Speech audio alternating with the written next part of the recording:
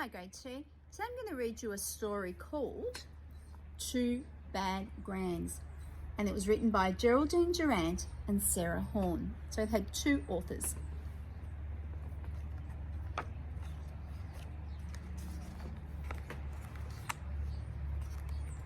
Mrs. O'Grady was a naughty old lady, very short, rather cross and quite stout, while Mrs. Maloney was taller and bony and liked to give orders and shout.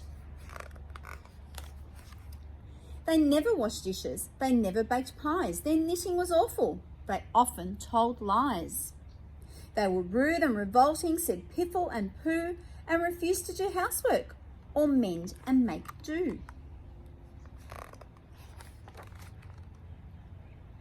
And once when annoyed by some small trick-or-treaters, they threw up their dresses and showed them their knickers. They never darned stockings, they always slammed doors, their hair needed brushing, and so did their floors. And caught out at midnight in tangos and jigs, they wouldn't say sorry and didn't give figs. They burped over dinner, they slurped up their teas, they never said thank you, they never said please. They grabbed the best cakes, which they ate by the plateful, and everyone said they were simply disgraceful.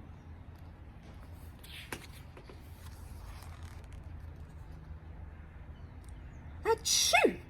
They sneezed without hankies, crossed roads without looking, drank far too much sherry, did too little cooking, but feasted on marshmallows, ice buns and kippers, and stayed all day long in their nighties and slippers.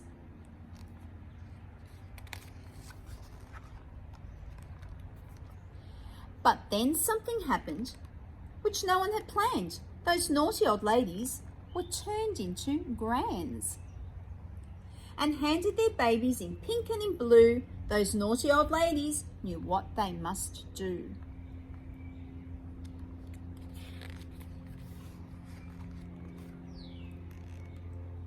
They looked at each other and both understood that when you're a granny, you have to be good.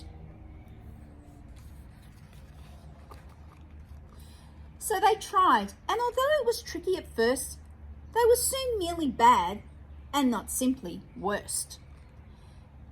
And then they got better, and soon they were good and started behaving as all grannies should.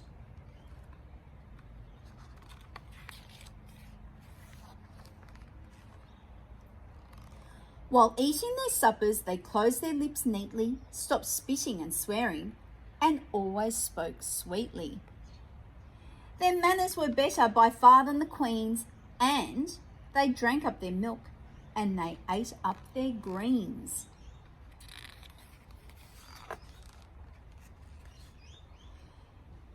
So thanks to their grannies, those two babies grew into very good children.